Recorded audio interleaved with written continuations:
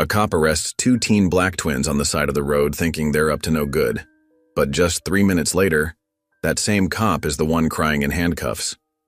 What did these innocent girls do, or say, that turned everything upside down? Why did the truth hurt him more than any punishment ever could? And what secret were these twins carrying that would bring an entire department to its knees? Before we get into the story, comment below where in the world you are watching from today. And if you like this story, don't forget to subscribe. The morning sun filtered through the kitchen curtains, casting warm patterns across the Green family's breakfast table. Ava sat quietly, pushing her scrambled eggs around her plate while stealing glances at her mother, who seemed unusually cheerful for 6 a.m. Next to her, Aaliyah was already finished eating, drumming her fingers against the wooden table with barely contained energy. Monique Green stood at the counter, humming softly as she packed 2 identical brown paper lunch bags. Her shoulders looked lighter today, less weighed down by the invisible burden she'd carried for years. She turned to face her daughters, a manila envelope held carefully in her hands. "Before you girls head out," Monique said, her voice warm but holding a hint of something else, pride maybe, or anticipation. "I picked this up from Mrs. Martinez yesterday." She placed the envelope between the twins on the table. Aaliyah immediately reached for it, but Monique's hand gently pressed down on the envelope. "Not yet," she said, her eyes twinkling.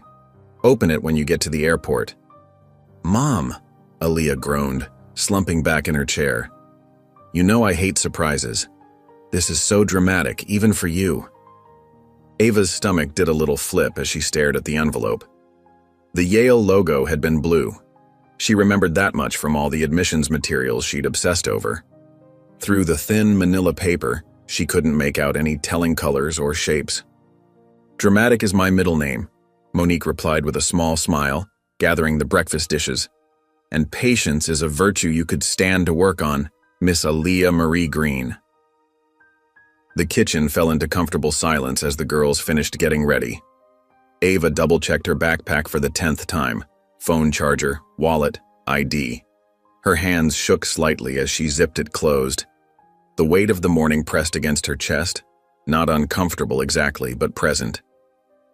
"Come here, my beautiful girls," Monique said finally, opening her arms wide. The twins moved into their mother's embrace, a well-practiced dance they'd performed countless times before. Monique squeezed them tight, her chin resting on their heads even though they'd grown taller than her years ago. "Remember everything we talked about," she whispered, her voice thick with emotion. "Keep your phones charged. Text me when you land. And most importantly, stay aware, stay alive," the girls finished in unison, the familiar mantra flowing automatically from their lips. "That's right." Monique pulled back, wiping quickly at her eyes. "Now go on, before I change my mind and keep you here forever." The morning air was crisp as they loaded their bags into Aaliyah's used Civic. The car had been their father's last gift to them, delivered through their mother's careful saving of his pension. Its navy blue paint was faded in places and the rear taillight had a crack that caught the sun like a prism, but it ran perfectly. Their mother had made sure of that. As they pulled away from the curb, Ava watched their mother's figure grow smaller in the side mirror. Monique stood on the porch, one hand raised in farewell, the other pressed against her heart, a gesture so distinctly their mother that Ava felt tears prick at her eyes. "You good?" Aaliyah asked softly, glancing at her sister as they turned onto their street. Ava nodded, clutching the envelope in her lap. "Yeah, just, you know." And Aaliyah did know. They drove in comfortable silence through their neighborhood, past the park where they'd learned to ride bikes, the corner store where their father used to buy them ice cream after school, before everything changed. "Remember how Dad used to let us ride on his shoulders here?" Aaliyah said suddenly as they passed the community center. He'd pretend he was a horse, making those ridiculous neighing sounds. Ava smiled, the memory warming her chest. And Mom would yell at him about safety, but she was always laughing too. "He was a good cop," Aaliyah said quietly, her hands tightening on the steering wheel. "A good man." The words hung in the air between them, heavy with unspoken meaning. As if on cue, a patrol car cruised past them in the opposite direction. Both girls stiffened slightly, an unconscious reaction born from years of learned caution. Ava watched it disappear in the side mirror, her heart beating a little faster until it was gone. "Mom says we can't let fear rule us," Ava murmured, smoothing her fingers over the envelope's surface. "But sometimes I wonder if she's more scared than any of us." "She has to be," Aaliyah replied. "She's Mom. Being scared for us is like her full-time job." She paused, then added with a small smile, "Along with being dramatic and mysterious with random envelopes." Ava laughed, grateful for her sister's ability to lighten any moment. The sound had barely faded when she caught a flash of red and blue in the rearview mirror. Her laughter died in her throat. "Ali," she whispered, her fingers digging into the envelope. Aaliyah had already seen it. The patrol car's lights pulsed steadily behind them, growing larger in the mirror. With practiced calm, she signaled and pulled over to the side of the road, her movements deliberate and smooth. "It's just the taillight," Ava said softly, but the words felt hollow even as she spoke them. They both knew better. Their mother had taught them well. The sisters exchanged a look, one that carried the weight of their father's memory, their mother's warnings, and 18 years of shared understanding. In the rearview mirror, the patrol car door opened with a sharp click. Officer Ryan Daniels approached the vehicle with measured steps, his polished boots crunching against loose gravel. Each movement was deliberate, a product of years of routine traffic stops. The morning sun caught his badge, sending sharp glints of light across the car's navy blue paint. He adjusted his belt with the practiced motion of a man who'd done this thousands of times, mentally cataloging details as he approached. He noticed the girl's rigid postures through the window, textbook nervous behavior. His jaw tightened. In his experience, nervous meant guilty. Something about these two didn't sit right with him, though he couldn't articulate why. He rapped his knuckles against the driver's side window with 3 sharp taps, watching as both girls flinched at the sound, their shoulders tensing in unison. Aaliyah lowered the window smoothly, her hands visible on the steering wheel just as their mother had taught them. "Good morning, officer," she said, her voice steady despite the tremor in her fingers. Sweat beaded along her hairline despite the mild temperature. Daniels leaned down, scanning the interior of the car with practiced efficiency. His gaze lingered on the manila envelope in Ava's lap before shifting to the back seat, looking for anything suspicious. "License and registration," he demanded, his tone clipped and professional, the words coming automatically after years on patrol. As Aaliyah reached slowly for her documents in the glove compartment, Ava spoke up, her voice soft but clear. "Officer, if this is about the taillight, we're aware of the crack. We have an appointment to fix it next."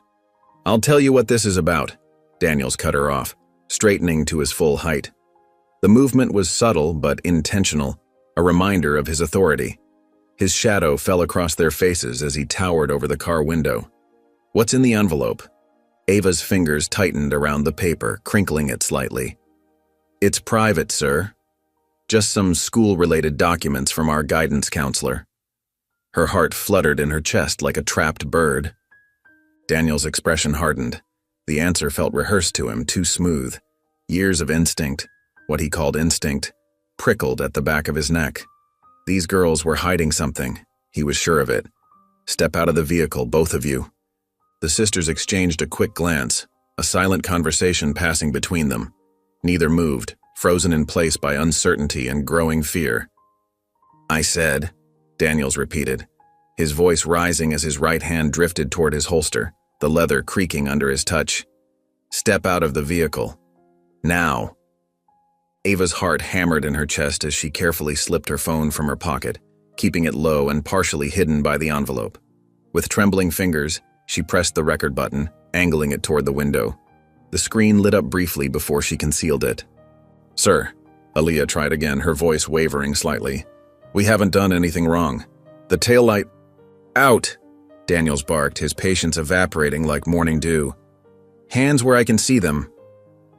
The girls complied, moving with the careful precision their mother had drilled into them since childhood. No sudden movements, no arguments. Stay alive. Words that shouldn't have to be taught to children, yet were essential lessons in their household. The morning air felt thick and heavy as they stood on the sidewalk. Daniels circled them like a predator, his boots scraping against concrete. "Hands against the car," he ordered, pulling his handcuffs free with a metallic jingle that made Ava's stomach twist. "Both of you."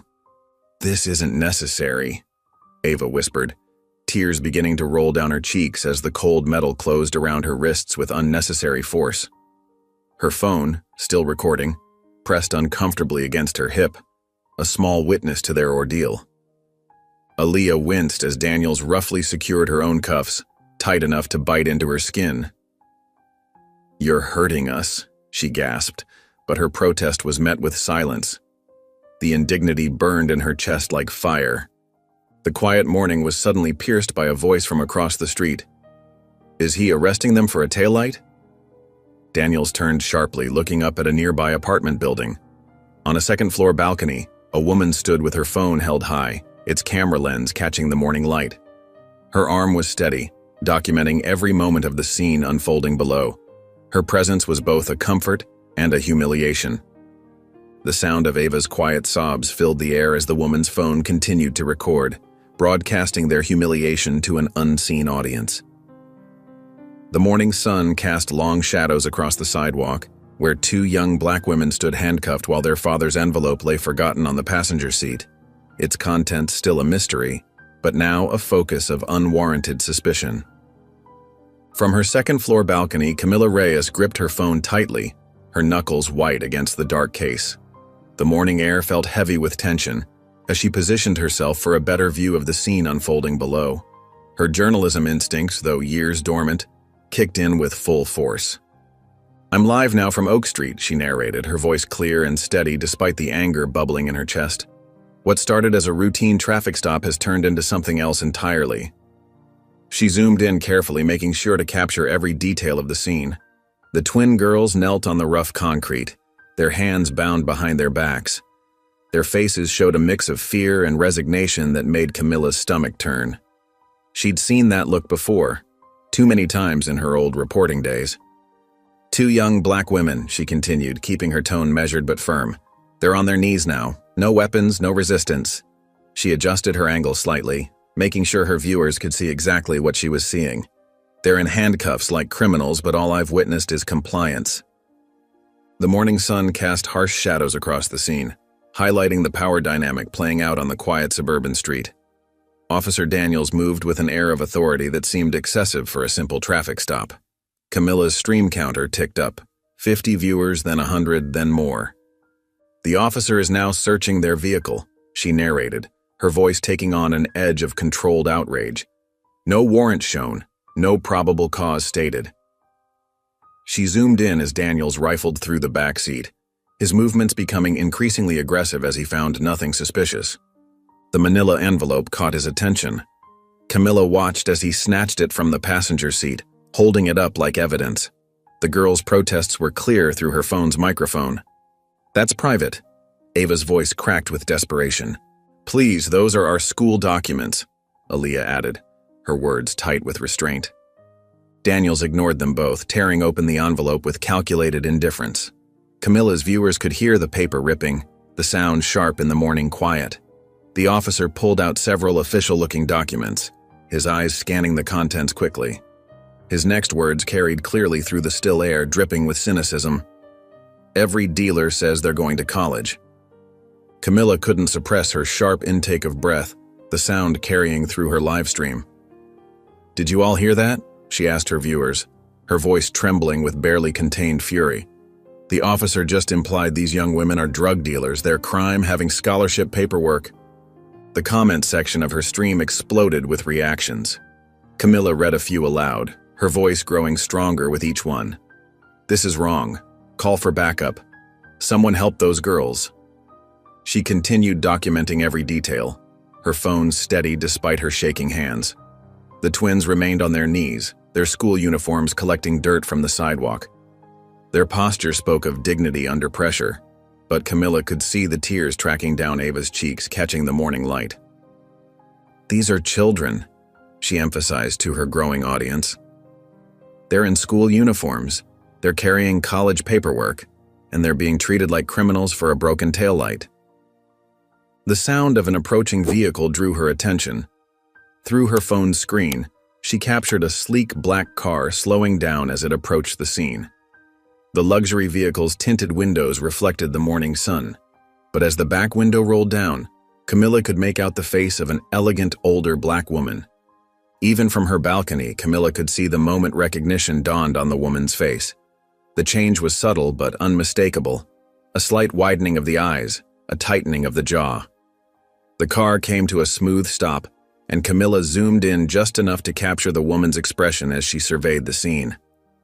"Oh no," the woman's voice carried clearly through the morning air. "Not these girls." Camilla watched as the woman put her car firmly in park, her movements deliberate and purposeful.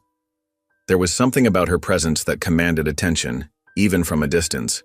The way she held herself, the careful calculation in her eyes. This wasn't just any passing witness. "My viewers," Camilla narrated, her voice taking on a new urgency. "Someone else has just arrived on the scene, and from her reaction, she knows these young women." The comment section of her live stream exploded again, but Camilla kept her focus on the unfolding scene.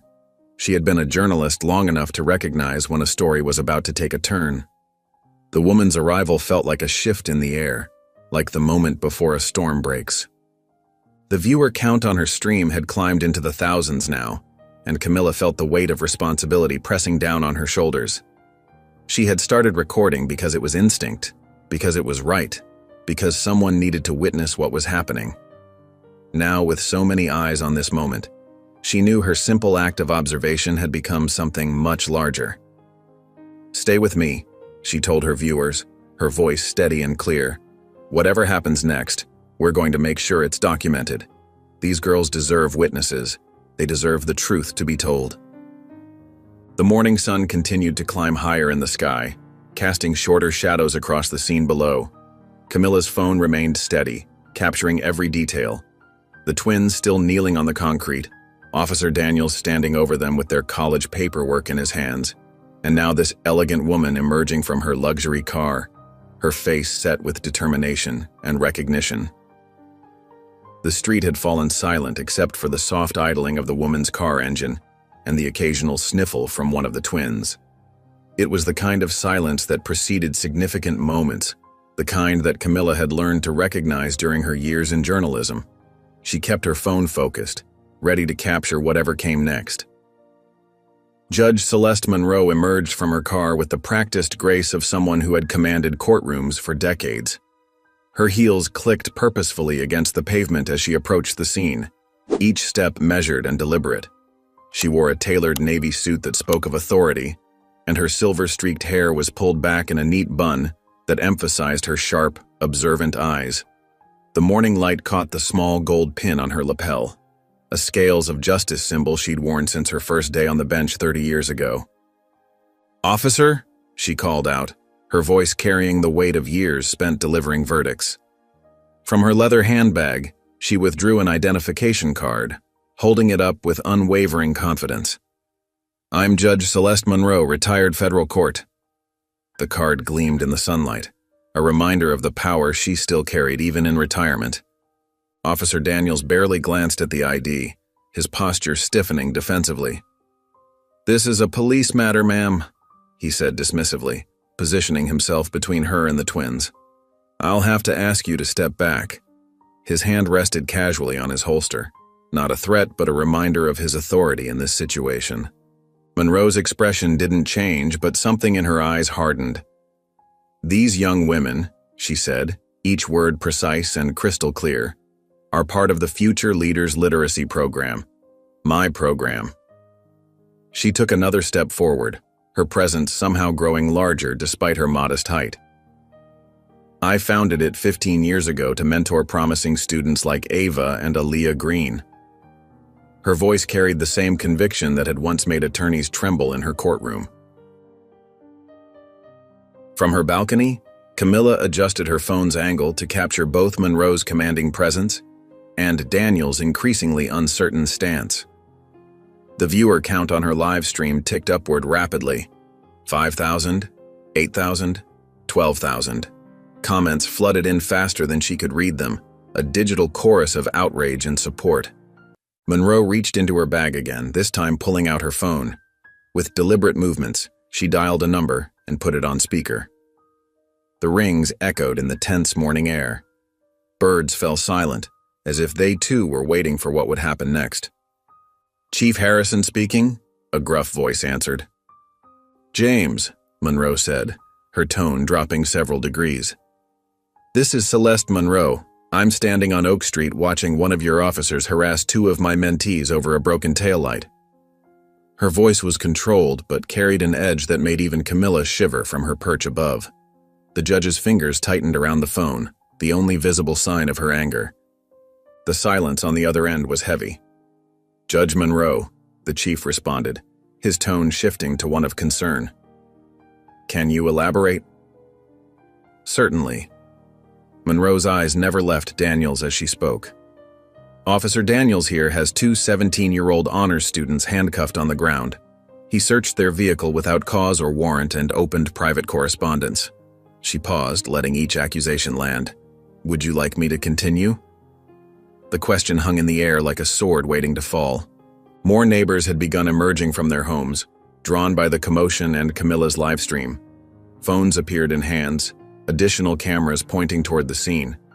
Daniels shifted uncomfortably, suddenly aware of the growing audience. Sweat beaded on his forehead despite the cool morning air. Monroe bent down and picked up the scattered scholarship papers from where Daniels had dropped them. With careful precision, she smoothed out the creases and began to read aloud. "Dear Ms. Ava Green and Ms. Aaliyah Green," she projected her voice clearly, ensuring everyone could hear.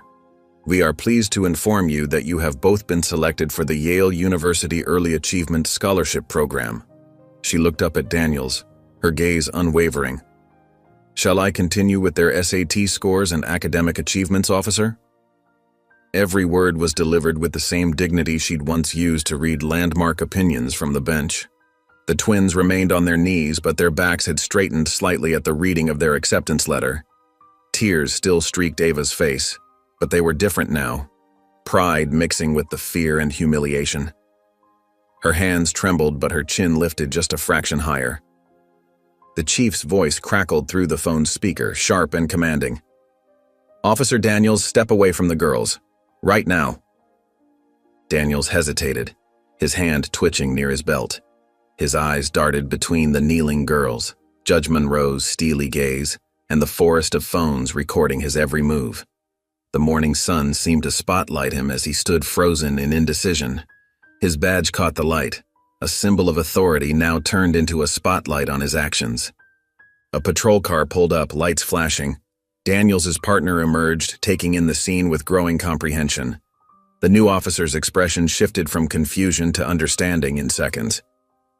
"That's an order, Daniels," the chief's voice rang out again. "Step back and surrender your weapon to Officer Martinez." Finally, Daniels' shoulders slumped in defeat. He took 2 steps backward, his movements mechanical as his partner approached with handcuffs ready. The sound of the metal cuffs opening echoed in the sudden quiet of the street. Judge Monroe knelt beside the twins, producing a small key from her bag. With gentle movements, she unlocked their cuffs, helping each girl to their feet. Her hands lingered on their shoulders, steady and reassuring. "It's over now," she whispered. "Just for them. You're safe." Camilla's voice carried clearly from her balcony, her live stream now reaching tens of thousands. 3 minutes ago, he had them on the ground. Now look who's crying. Indeed, as Officer Martinez secured the handcuffs around his partner's wrists, Daniel's eyes had grown wet, his face crumpling as the reality of his situation sank in. The same sun that had witnessed his abuse of power now illuminated the tears tracking down his cheeks. His uniform, once a shield, now felt like a weight dragging him down into the consequences of his actions. The morning sun cast long shadows across Oak Street as more people gathered around the scene. What had started as a quiet neighborhood moment had transformed into something much bigger. Phones were raised like a forest of electronic witnesses, each one capturing and sharing the unfolding drama. The crowd had grown from a handful of curious onlookers to several dozen people, their murmurs creating a low buzz of tension and disbelief. Camilla's livestream counter kept climbing, $40,000, $45,000, $50,000. Her hands were steady as she continued to document everything, her voice providing clear, factual narration. "The crowd keeps growing," she reported to her viewers. "People are coming from all directions. This isn't just our neighborhood anymore. This is becoming something bigger." She wasn't wrong. Cars were pulling over, drivers stepping out to join the gathering. Some had seen her live stream and driven from nearby areas, while others were simply passing by and drawn to the unusual congregation. The scene had the feeling of a powder keg, but the presence of Judge Monroe seemed to keep everyone's emotions in check. A second patrol car pulled up with its lights flashing, the red and blue strobes adding to the surreal atmosphere. Officer Jaime Nguyen stepped out, his face set in a grim expression as he took in the situation. He was younger than Daniels, with sharp features and alert eyes that quickly assessed the scene. The crowd parted slightly to let him through, phones tracking his movement. Nguyen approached his partner, who stood handcuffed and ashen-faced near the first patrol car. "Let's step aside," he said quietly, guiding Daniels away from the main group. They moved to a spot near a large oak tree, partially sheltered from the dozens of recording devices. "What were you thinking?" Nguyen's voice was low but intense. "Do you have any idea what you've done?" Daniels lifted his chin defiantly, though his hands trembled in the cuffs. They were acting suspicious. The envelope, their nervousness. "Stop!" Nguyen cut him off with a sharp gesture. "Just stop. You know who that judge is? Monroe didn't just sit on the federal bench. She trained half the department in implicit bias workshops 3 years ago. The chief himself attended her seminars." The color drained from Daniels's face as recognition flickered in his eyes. He remembered now. The workshops he dismissed as political correctness gone too far. The sessions he dozed through while telling himself he didn't need this kind of training. They were acting sketchy, Daniels insisted, but his voice had lost its earlier authority. He sounded more like a child trying to justify breaking a window than a police officer defending his actions. Nguyen stepped closer, his voice dropping even lower. "No, Ryan. You saw 2 black girls. That's all you needed."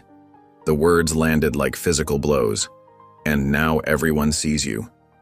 Indeed, despite their relative privacy by the tree, dozens of phones were still pointed in their direction.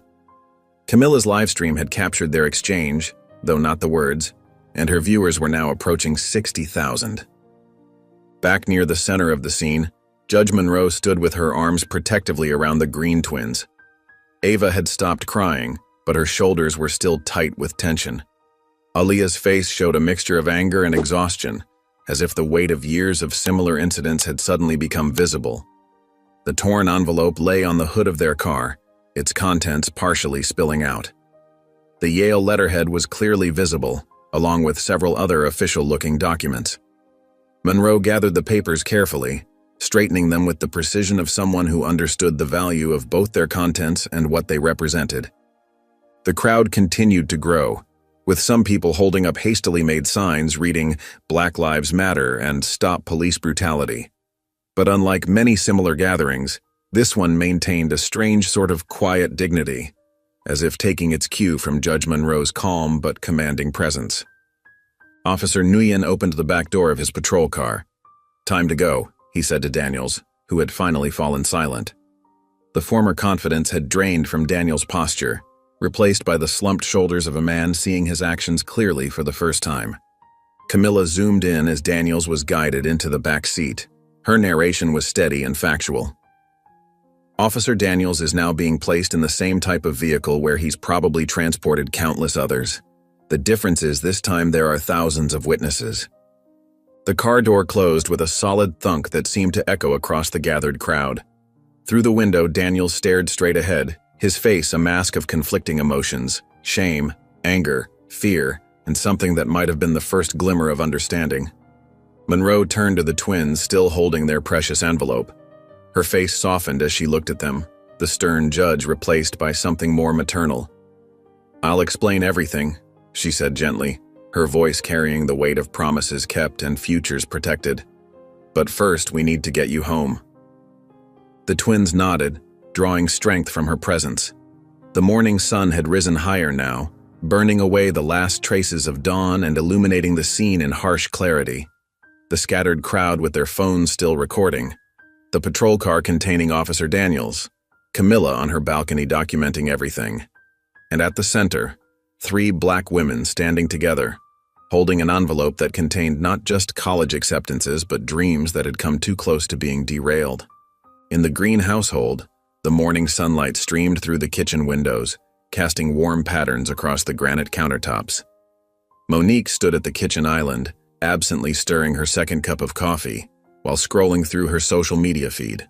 Her phone buzzed with a notification.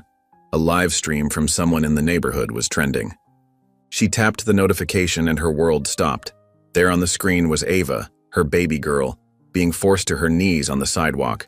Handcuffs glinted in the morning sun.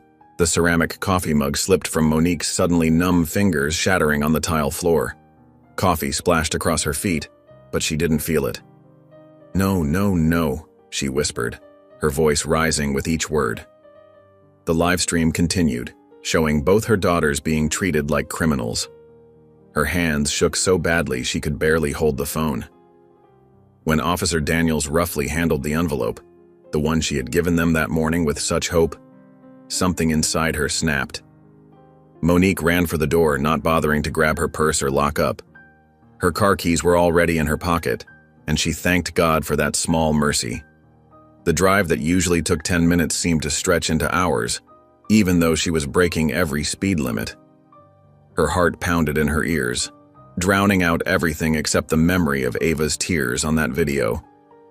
When she finally reached the scene, she nearly crashed into a parked car. The street was filled with people holding phones, all pointed at a luxury vehicle where Judge Monroe was carefully guiding Ava and Aaliyah toward the back seats. Monique barely registered the patrol car with Officer Daniels inside, or the woman on the balcony still streaming everything. "My babies," she cried out, pushing through the crowd. "My babies." Ava and Aaliyah turned at the sound of their mother's voice. Their faces crumpled, and suddenly they were little girls again, running to her arms. Monique caught them both in a fierce embrace, her tears falling freely as she held them close. She could feel them trembling against her, and it broke her heart all over again. "I'm so sorry, Mom," Ava whispered. "The taillight—" "Shh," Monique cut her off, pulling back just enough to check them both for injuries. "Are you hurt? Did he hurt you?" "They're shaken but physically unharmed." Judge Monroe's steady voice came from behind them. "Monique, we need to get them somewhere safe, away from all these cameras." Monique nodded, still holding her daughters close. "I'm coming with you," she said, her tone leaving no room for argument. Not that Monroe would have disagreed. She understood too well what it meant to be a black mother in moments like these. They made their way to Monroe's car, the crowd parting respectfully. Camilla's livestream captured their departure, her voice providing commentary about family bonds and justice, but Monique barely heard it. She sat in the back seat with her girls, one arm around each of them, as Monroe pulled away from the curb. The drive home was slow and careful, as if Monroe understood their need to decompress. The judge kept glancing in the rearview mirror, her face showing both concern and determination. About halfway home, she pulled out her phone and activated the car's Bluetooth. "Sandra, Celeste Monroe here," she spoke clearly into the air. "I need to speak with Dean Richardson at Yale's outreach office. It's regarding 2 of our incoming students, Ava and Aaliyah Green." She paused, listening. "Yes, it's urgent. They've just experienced a serious incident of police misconduct, and I want to ensure their acceptance process isn't impacted." The twins stiffened at the mention of Yale, and Monique pulled them closer. The torn envelope sat on the front passenger seat like a silent witness to everything that had happened. When they finally reached the greenhouse, they found several news vans already parked on the street. Monroe deftly pulled into the garage, shielding them from the cameras. Inside, the broken coffee mug still lay on the kitchen floor, coffee dried in brown puddles on the tile. Monroe picked up the envelope from her seat, smoothing it carefully before holding it out to the twins. "Open it," she said gently. "This moment still belongs to you."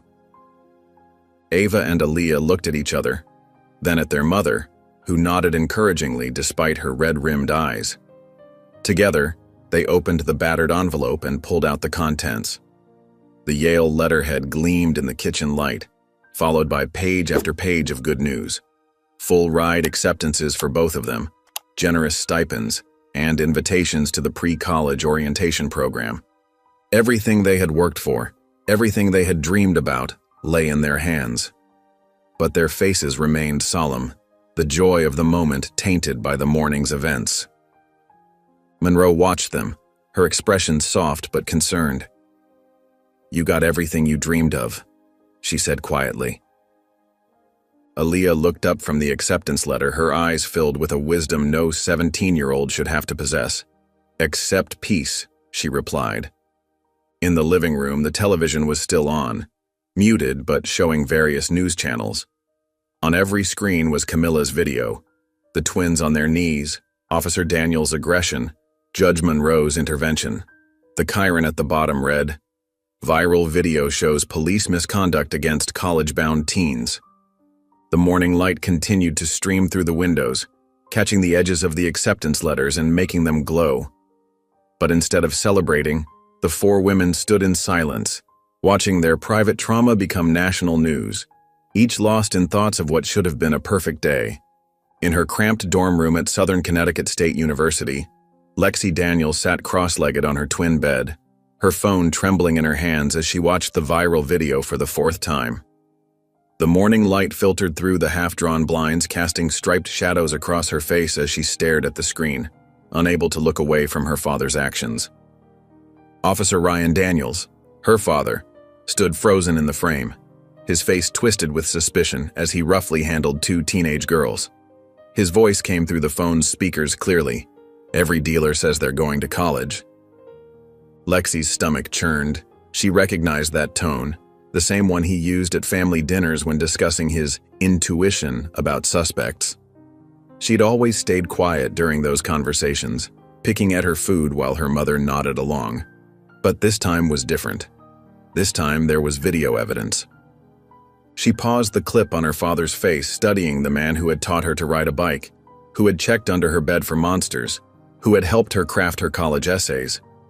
The same man who was now trending nationwide for all the wrong reasons. Her cheeks burned with shame as she opened her email, scrolling through months of messages until she found it, the rejection letter from Yale. The formal language felt even more bitter now. "Dear Alexandra Daniels, we regret to inform you that we are unable to offer you admission to Yale University's class of 2026. Her cursor hovered over another folder on her desktop labeled College Essays. With a deep breath, she clicked it open. There it was, the essay she'd spent months perfecting. Being a white ally in a Black America. She'd written about growing up in a law enforcement family, about recognizing her privilege, about wanting to be part of positive change. The words on the screen now felt hollow, performative. She'd written about systemic racism while living under the same roof as someone who perpetuated it. Her father had read this essay, had even praised her for it. How had he not seen the contradiction? Lexi opened the document, scanning through paragraphs she'd once been proud of. "As the daughter of a police officer, I've witnessed firsthand the complex relationship between law enforcement and communities of color. I believe my unique perspective positions me to bridge divides and advocate for meaningful change." She slammed the laptop shut, the sharp sound echoing in the small room. Her reflection in the dark screen looked back at her, pale, wide-eyed, guilty by association. The door clicked open and Kenya, her roommate, walked in carrying a stack of textbooks. She stopped short when she saw Lexi's face, then glanced at the muted TV mounted on the wall. The news was still playing footage from the incident. "That's your dad, isn't it?" Kenya asked quietly, setting her books down on the desk. Lexi nodded, unable to speak. She and Kenya had become close over the past semester, sharing late-night talks about their different experiences growing up. Kenya had told her stories about being followed in stores, about her brother being pulled over for no reason, about her parents driving while black rules. Lexi had listened, had empathized, had thought she understood. Now, watching her father prove every stereotype true, those conversations took on a different weight. Kenya sat down on her own bed, facing Lexi. The space between them felt wider than usual. "You okay?" she asked, her voice gentle but guarded. "No," Lexi whispered, then stronger. "No, I'm not okay. And I shouldn't be." She opened her laptop again, this time pulling up Instagram. Her hands moved with purpose as she created a new post, uploading 3 items: the viral clip of her father arresting the Green twins, a screenshot of her Yale rejection letter, and photos of her college essay. Her fingers flew across the keyboard as she composed the caption. "My name is Alexandra Daniels. The officer in this video is my father, Ryan Daniels. Last year, I wrote a college essay about being a white ally, about understanding privilege and working toward change. I thought I knew what I was talking about. I thought my father was one of the good ones. Today I watched him assault 2 black teenage girls for nothing more than existing while black. I watched him mock their college dreams I shared when I applied to Yale myself. The same Yale that accepted them based on their merit. The same Yale that rejected me despite my supposed insights into racial justice. I'm sharing my rejection letter and my essay to show how easy it is to think you're part of the solution while being connected to the problem. My father is proof of the system I was trying to fight. I'm not sorry for him, I'm sorry for them." Her thumb hovered over the share button. This post would change everything. Her relationship with her father, her mother's peace of mind, maybe even her family's financial support for her education. But as she looked at the Green twins' faces in the paused video, she knew there was only one right choice. She pressed post. In the stark fluorescent light of the police precinct's holding room, Officer Ryan Daniels sat rigid in an uncomfortable metal chair, his uniform feeling suddenly too tight around his neck. The room, usually reserved for suspects, now held him, stripped of his badge and service weapon. The irony wasn't lost on him. A flat screen mounted on the wall played CNN on mute, but he didn't need audio to understand what was happening. His daughter's face filled the screen, her Instagram post blown up for the world to see. Each word appeared in crisp text across the bottom of the screen, and Daniels found himself reading them again and again, each time feeling like a fresh punch to the gut. My father is proof of the system I was trying to fight. His own daughter's words. The same little girl who used to wear his spare police cap around the house, pretending to catch bad guys. The same teenager who'd sat at their kitchen table, asking him questions about police work for her college essay. Now she was publicly denouncing him, exposing him, choosing strangers over family. The post continued to cycle through the news coverage.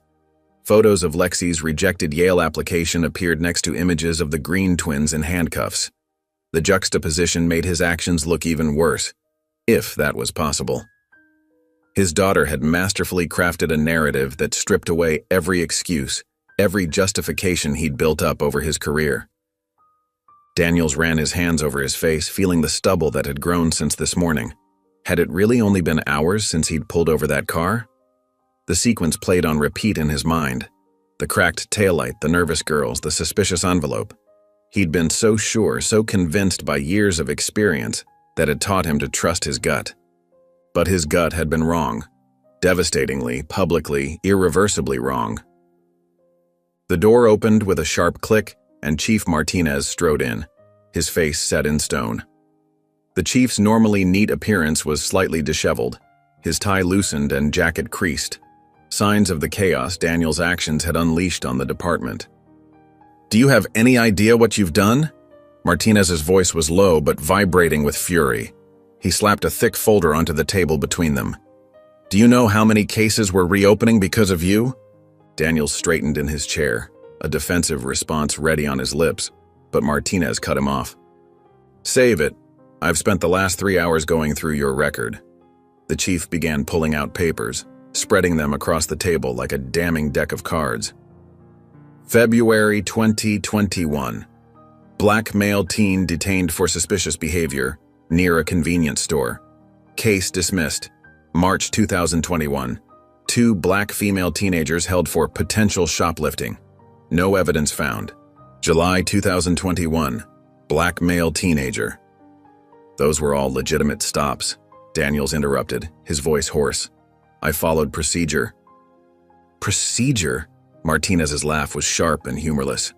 "Half of these don't even have proper paperwork filed. No body cam footage submitted, no proper documentation of probable cause. Just your word against theirs, and guess whose word carried more weight? Daniels stared at the scattered papers, each one representing a moment he'd dismissed as routine police work. How many of those kids had been like the Green twins, just trying to live their lives, just trying to achieve their dreams? Your daughter's post is trending nationwide, Martinez continued, his voice growing quieter but no less intense. She's given interviews to 3 major networks in the last hour. Do you know what she's saying? She's talking about conversations at your dinner table, about comments you made about certain neighborhoods, about how she watched you profile people for years and said nothing. The words hit Daniels like physical blows. He remembered those dinner conversations, the casual remarks he'd made, the way he'd framed his instincts as experience rather than what they really were, prejudice dressed up as procedure.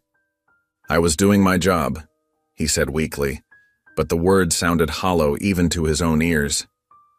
Your job? Martinez leaned forward, planting both hands on the table. Your job was to protect and serve all citizens. Instead, you've been systematically targeting black teenagers for years. And now, thanks to you, we're facing a department-wide investigation. Civil rights groups are demanding reviews of every arrest you've made in the past decade.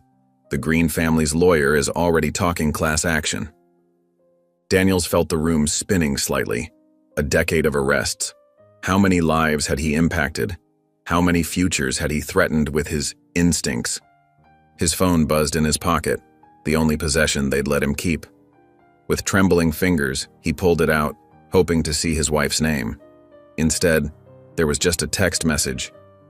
Lexi's not speaking to you, neither am I. We're staying at my sister's. The words blurred as he stared at them.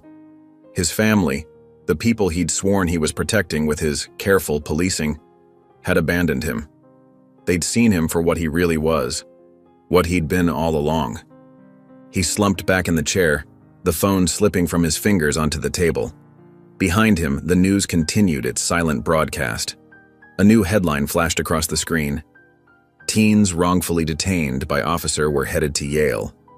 The truth of it all crashed down on him in that moment. He wasn't sitting in this room because of one bad stop. He was here because of who he'd become, decision by decision, prejudice by prejudice, excuse by excuse. His daughter had seen it. His wife had seen it. And now, finally, he was seeing it too. In the harsh, fluorescent light of a holding room, surrounded by the paper trail of his own bias. The news switched to footage of the Green twins, their Yale acceptance letters held high as they stood with Judge Monroe. These were the suspicious teenagers he'd handcuffed on the sidewalk. These were the futures he'd almost derailed. These were the lives he'd judged without a second thought, all because of the color of their skin. In the sterile confines of internal affairs, Detective Carla Mendez settled into her ergonomic chair, her movements precise and measured. The office around her was a testament to order. Files arranged with military precision, sticky notes color-coded by priority, and a wall calendar marked with investigation deadlines. She reached for the new case folder on her desk, though new was merely a technicality. The name Officer Ryan Daniels stared back at her in bold black letters. Mendez didn't need to open the folder to know what lay inside. She'd seen enough clean record officers over her 23 years in internal affairs to recognize the pattern. The seemingly pristine service records that, when examined closely, revealed systematic bias hidden beneath layers of procedural language and convenient omissions. Her fingers traced the edge of the folder, and for a moment she saw another face. Her nephew Marcus, 15 years old, honor roll student, arrested for suspicious behavior while walking home from basketball practice. That case had been dismissed, but the damage was done. Marcus never trusted the police again. That was 12 years ago, and here she was, still finding the same stories buried in official reports. She opened the folder with deliberate care, spreading its contents across her desk in a familiar ritual. Her team had already begun the preliminary work, sorting through Daniel's recent history. The numbers jumped out immediately. 42 traffic stops in the past 18 months. A post-it note from her junior investigator highlighted the racial breakdown. 38 involved people of color. "Show me who you really are, Officer Daniels," she murmured, pulling out her red pen and legal pad. The pattern emerged like a photograph developing in darkroom chemicals. Traffic stops with vague probable cause. Suspicious behavior. Matched a description. Appeared nervous. No citations issued. No body camera footage submitted. Minimal paperwork filed. Cases dismissed quietly, buried under administrative procedures. Mendez's team worked methodically around her, their movements choreographed by years of experience. Angela Chen, her senior data analyst, cross-referenced timestamps with dispatch logs.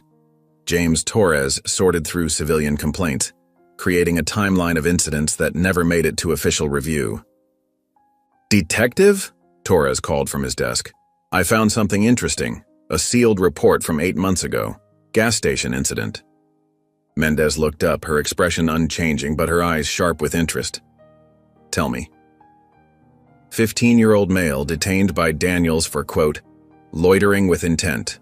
No witnesses listed, no camera footage available. Daniels reported equipment malfunction."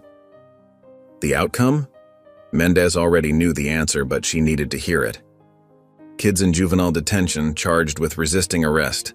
Original loitering charge was dropped, but the resistance charge stuck. Judge never saw any video evidence. Daniels' word against a teenager's. Mendez stood, walking to Torres's desk. The report lay open before them, its clinical language masking the human cost beneath. She thought of Marcus again, how easily it could have been him. "Pull his juvie record," she instructed. "I want to know everything about this kid before and after his encounter with Daniels. School records, family situation, prior incidents, everything." Chen called out from her station. "Detective, I've got the statistical analysis you requested. Daniels' traffic stops show a 90% racial disparity compared to demographic distribution in his patrol areas. The department average is 45%. Mendez nodded, absorbing the information. Numbers didn't lie, but they also didn't tell the whole story. Behind each percentage point was a person, a family, a future, potentially derailed by one officer's unchecked bias. She returned to her desk, picking up a red flag marker, a simple plastic tab that would set in motion a full departmental investigation. With practiced efficiency, she attached it to Daniels's folder. The room fell quiet as Mendez stood, her voice carrying the weight of 2 decades of similar investigations. "I want every single stop he's made cross-referenced with body cam data, dash cam timestamps, and witness statements. We're going back 5 years. Behind her, filling the walls of the office, stood rows upon rows of similarly flagged files, each one representing an officer whose clean record had hidden dirty truths. Each one representing countless lives impacted by systemic bias masked as procedure. The team moved into action without further instruction. They knew the drill. They'd done this dance before. Chen began pulling digital records, Torres started contacting witnesses, and the junior investigators prepared for long hours of video review. Mendez sat back down at her desk, pulling out a fresh legal pad. At the top, she wrote a single sentence. "Pattern and Practice Investigation. Officer Ryan Daniels." Below it, she began listing questions that would need answers. She glanced at the photo from Daniels' personnel file, a confident smile, clean uniform, commendations visible on his chest. The picture of a good cop. But Mendez had learned long ago that pictures, like statistics, never told the whole story. The truth lay in the patterns, in the quiet accumulation of routine stops that ruined lives one traffic light at a time. Her phone buzzed, a text from Marcus, now a civil rights attorney. "Saw the Daniels case on the news. Those twins could have been me." Mendez looked at the mountain of flagged files behind her desk, each one representing dozens of stories like Marcus's, like the Green twins, like the unnamed 15-year-old in juvenile detention. Each file was more than paper and ink. It was a record of lives interrupted, futures threatened, trust broken.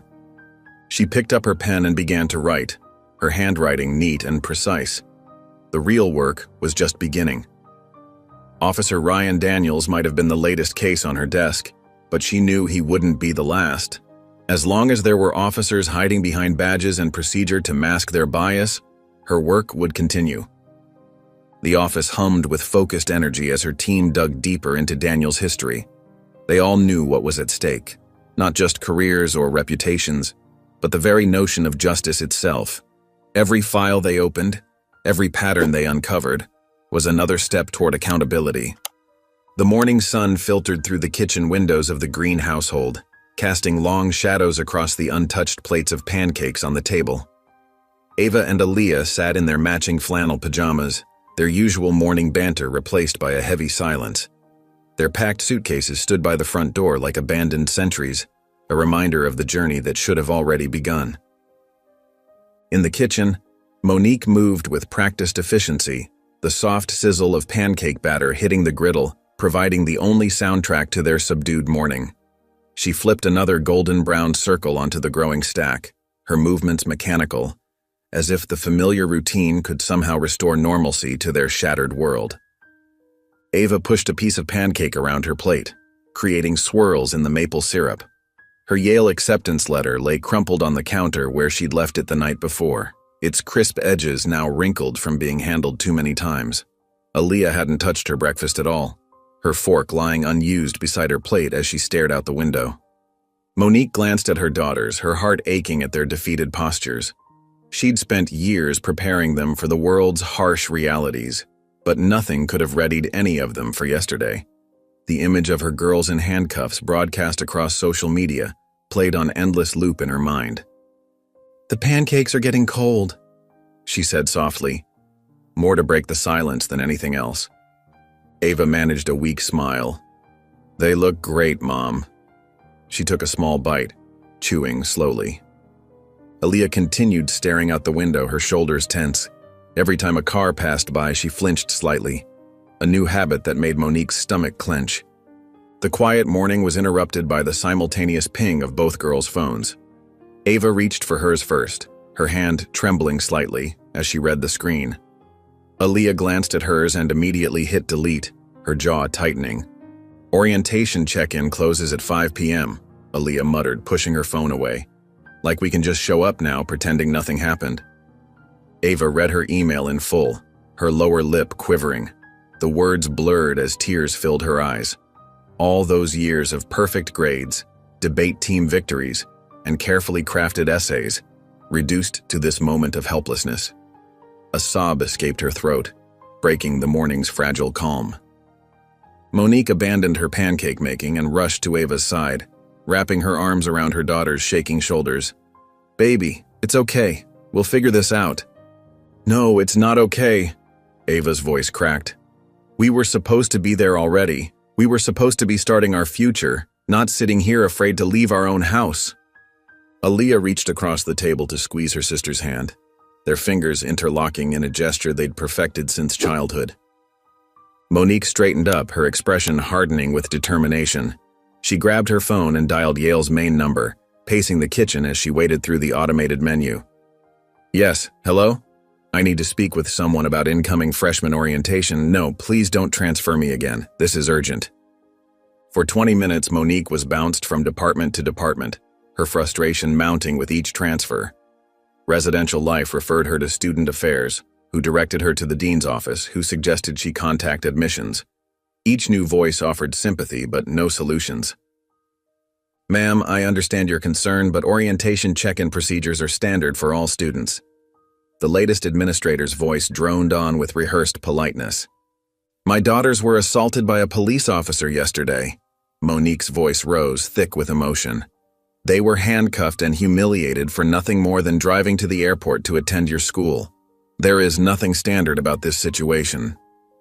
Ava and Aaliyah exchanged glances across the table, their mother's pain echoing their own. The phone rang again, Judge Monroe's name appearing on the caller ID. Monique answered immediately, her voice strained. "Celeste, I don't know what to do. They won't listen." Monroe's calm voice carried across the line, steady and reassuring. "I hear the stress in your voice, Monique. Let me make the call myself. This needs to be handled at a higher level." "They're not even excited anymore," Monique whispered, turning away from her daughters, but not quite far enough to hide her tears. "Everything they worked for. Everything we dreamed of. "Give me an hour," Monroe promised. "I'll call you back." The day crawled by in a haze of uneaten meals and unopened suitcases. The girls moved through the house like ghosts, jumping at every passing siren, avoiding the news notifications that kept lighting up their phones. Monique cleaned the kitchen 3 times, reorganized the pantry twice, anything to keep her hands busy while they waited. When Monroe finally called back that evening, the sun had already set. Monique put the phone on speaker, gathering her daughters close on the living room couch. "Orientation is closed," Monroe began, and Aaliyah's shoulders slumped. But Monroe continued, "However, they're holding 2 beds for you. If we can get you there by Friday, you'll still start classes on schedule." Relief flooded Monique's face, but she noticed her daughter's muted reactions. The news that should have sparked celebration was met with silent nods. Aaliyah's voice, when it came, was barely above a whisper. "We shouldn't need a judge just to go to college." The words hung in the air, heavy with truth. Ava reached for her sister's hand again, and Monique wrapped her arms around both her daughters, holding them close as they sat in the growing darkness. The weight of what should have been a joyous milestone pressing down on all of them. The late afternoon sun streamed through the windows of the student center, casting long shadows across the rows of folding chairs being set up for the evening's panel discussion. Lexi stood in the doorway, her hands fidgeting with the worn edges of her notebook. The same notebook that held her Yale application essay, its pages now dog-eared and coffee-stained from countless rereadings. Kenya appeared beside her, adjusting the microphone stands on the small stage. "You're not backing out, are you?" she asked, though her tone suggested she already knew the answer. Lexi shook her head, but her stomach churned. "What if I make things worse?" Kenya paused her work and turned to face her roommate. The two had grown closer over the past weeks, sharing late-night conversations about privilege, justice, and the weight of responsibility. Kenya's steady presence had become Lexi's anchor in the storm that followed her father's arrest. "Listen," Kenya said, placing her hands on Lexi's shoulders. "Use the mic to clean up the mess he made. Start with your voice." The simple directive cut through Lexi's anxiety. She nodded, squaring her shoulders. "You're right. I need to do this." As evening approached, students began filtering into the room. Lexi recognized faces from her classes, but there were others she didn't know. Some wearing shirts with social justice slogans, others carrying notebooks and recording devices. A local news crew set up in the back, their camera lens catching the light. The panel moderator, a senior named Marcus who led the campus social justice coalition, called everyone to attention. "Tonight's discussion focuses on racial equity in law enforcement," he began. "Our first speaker has a unique perspective on recent events that have sparked national conversation." Lexi's heart hammered against her ribs as she approached the microphone. The familiar words of her essay felt heavy in her hands. She looked out at the crowd, took a deep breath, and began reading. "Being a white ally in Black America," she started, her voice initially shaky but growing stronger. "I used to think being an ally meant understanding theory, reading the right books, saying the right things. Then I realized it meant something much harder, looking at yourself, your family, your own blind spots, and having the courage to say, 'This is wrong.'" The room grew still as she continued reading. When she finished the essay portion, Lexi lowered the paper and looked directly at the audience. Her next words came from a place deeper than prepared remarks. "My father believed he wasn't racist," she said, her voice clear and steady. "That's what makes it so dangerous. Racism isn't always a slur. It's sometimes just a decision made in a second." The silence in the room became palpable. Students who had been taking notes set down their pens. The camera's red light blinked steadily in the back. "He saw 2 young Black women with a sealed envelope and decided they were suspicious," Lexi continued. "He saw their Yale acceptance letters and decided they must be drug dealers. In those split-second judgments, he nearly destroyed their futures. And he's not alone. There are thousands of officers like him, making thousands of these decisions every day." A hand raised in the middle of the room. A student stood up, his expression serious. "Would you testify against him?" The question hung in the air. Lexi felt every eye in the room on her face. She thought about her father's badge, the family photos on their mantle, the bedtime stories he used to read her. Then she thought about Ava and Aaliyah Green, handcuffed on the sidewalk, their college dreams nearly shattered in an instant. "Yes," she said firmly, "for the girls and for everyone like them." The room erupted in applause. Kenya, standing at the back, wiped a tear from her cheek. The news camera zoomed in on Lexi's face as she continued speaking, her words flowing more freely now. Phones appeared throughout the audience, recording and streaming. Social media notifications started pinging across devices as clips began circulating. Within hours, news stations would air her testimony alongside the footage of her father's arrest, creating a powerful juxtaposition that would be impossible to ignore. By the time Lexi stepped down from the stage, her father's name had become more than just another headline about police misconduct. It had become synonymous with the very bias he had claimed didn't exist. And her voice, trembling at first but growing stronger with each word, had become a catalyst for a larger conversation about accountability and change. As the crowd began to disperse, students approached her one by one, sharing their own stories of encounters with law enforcement. Some offered thanks, others shared tears, and many simply wanted to shake her hand. The local news reporter requested an interview, but Lexi politely declined. Her words had already said everything she needed to say. Kenya made her way through the crowd to Lexi's side, wrapping her in a tight hug. "You did it," she whispered. "You really did it." Lexi hugged her back, feeling both drained and somehow lighter than she had in weeks. Her phone buzzed in her pocket, notifications from the video clips already spreading across social media platforms. Her father's face next to hers on news broadcasts, their contrasting messages playing out for the world to see. As they walked back to their dorm room, Kenya linked her arm through Lexi's. "How are you feeling?" Lexi considered the question carefully. "Like I finally did something right," she said. "Something that matters." The evening air was cool on their faces as they crossed the campus quad. Behind them, the student center still hummed with activity as people discussed what they'd heard. Lexi's words had started something, a conversation, a movement, a change. Her father's actions had cast a shadow, but her response had brought light. The motel room's fluorescent lights cast harsh shadows across Ryan Daniels' face as he sat on the edge of the bed, his police badge and gun long since surrendered to internal affairs. The TV mounted on the wall played silently, cycling through news coverage he couldn't bear to hear anymore. His own face appeared periodically in the corner of the screen, alongside footage of two young black women in handcuffs, their expressions a mixture of fear and resignation that now haunted his sleepless nights. His phone lay heavy in his hand, screen dim from inactivity. For the 10th time that hour, he opened his text messages to Lexi. The last message he'd sent her sat unanswered. "Please talk to me, sweetheart." The blue bubble seemed to mock him with its desperation, a father reaching across a chasm he himself had created.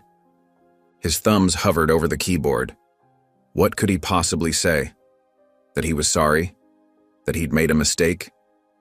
The words felt hollow even in his head, empty promises that couldn't undo what had been done. He started typing anyway, each attempt more pathetic than the last. "I saw your speech," he wrote, then deleted it, remembering how she'd stood tall before the cameras, her voice never wavering as she distanced herself from him. "I never meant to..." Delete. The lie died before it was fully formed. "You don't understand." Delete. She understood perfectly. That was the problem. Finally, he managed, "I miss you." 3 simple words that carried the weight of his crumbling world. The message showed as delivered but remained unread. Daniels ran a hand over his face, feeling the stubble of 3 days without shaving, the rough texture a physical reminder of his unraveling life. The cheap motel sheets rustled beneath him as he shifted his weight, the springs in the mattress creaking in protest like a living thing rejecting his presence. The room itself seemed to mock him with its temporary nature. The generic landscape prints on the walls, faded and crooked. The thin curtains that didn't quite block out the neon sign from the parking lot, bathing everything in an intermittent red glow. The small coffee maker with its single-serving packets. Everything screamed transient, displaced, unwanted, just like him now. His phone suddenly lit up with an incoming call. His heart jumped, hoping to see Lexi's name, or maybe his wife's, who had taken to sleeping in the guest room before he'd left altogether. Instead, the screen displayed Mike Peterson, an old patrol partner from his early days on the force back when everything seemed simpler. Daniels answered, his voice rough from lack of use. "Yeah?" The single syllable scraped against his dry throat. "Ryan, man." Mike's familiar voice crackled through the speaker. "Been trying to reach you. You okay?" "Define okay," Daniels muttered, leaning back against the headboard, feeling the cheap wood press uncomfortably against his spine. "Look, I've been watching the news. Media's eating you alive, man. But this is what happens when they want a scapegoat. They needed someone to blame, and you drew the short straw." The word hit Daniels like a physical blow. Scapegoat. He almost nodded in agreement. It would be so easy to accept that explanation, to hide behind it. The media witch hunt, the public outcry, the department throwing him under the bus. It all fit the narrative he'd been telling himself since the suspension. But something about that word stuck in his throat. Scapegoat. As if he'd been chosen at random. As if his actions hadn't been his own. As if 20 years of stops and searches and arrests hadn't led directly to this moment. The body camera footage played in his mind, his own voice dripping with contempt. Every dealer says they're going to college.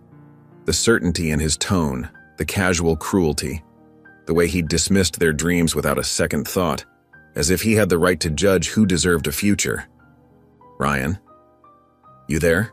Mike's voice continued. "Listen, some of us are getting together tomorrow night. Show some support, you know. This whole thing's gotten way out of hand. You were just doing your job." Daniels's finger hovered over the end call button. He thought about Lexi's words from her speech. Racism isn't always a slur.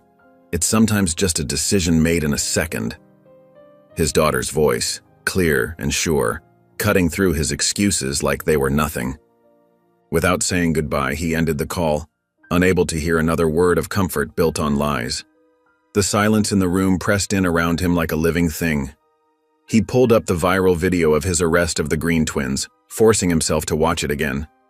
His movements looked mechanical, rehearsed, the product of years of training and ingrained responses. But now, removed from the moment, he saw something else. The girls' resignation, the way they didn't argue or fight back, the quiet dignity in their compliance. The practiced way they placed their hands behind their backs as if they'd been preparing for this moment their whole lives. He switched the phone off completely, unable to watch anymore. The screen went black, reflecting his own tired face back at him, a stranger with familiar eyes. The motel room suddenly felt suffocating, the walls closing in with each labored breath. Daniel stood up, grabbed his jacket, and headed outside. The night air was cool against his skin as he walked into the parking lot, coming to rest under a flickering street lamp that bathed him in intermittent light, visible one moment, hidden the next.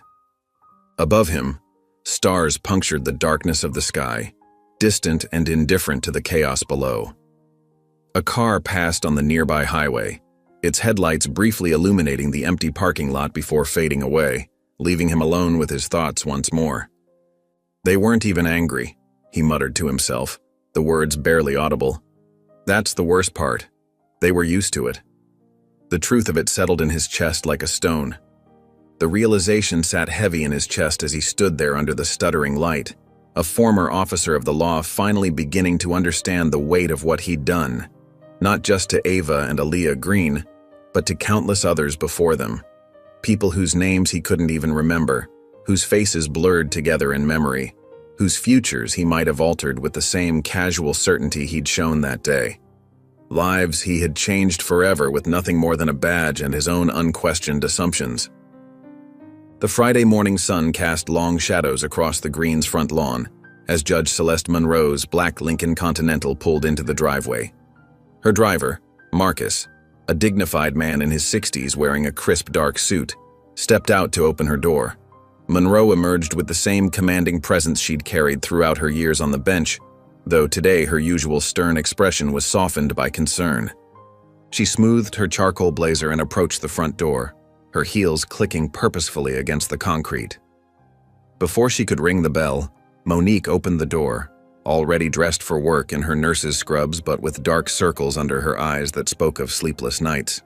"Judge Monroe," Monique said, managing a tired smile. "Please come in." Inside, the house was quiet except for the muted sound of a news broadcast coming from the kitchen television. Ava and Aaliyah sat at the dining room table, their packed suitcases standing ready by the door. Both girls were dressed carefully in Yale sweatshirts and dark jeans, but their usual vibrancy was dimmed.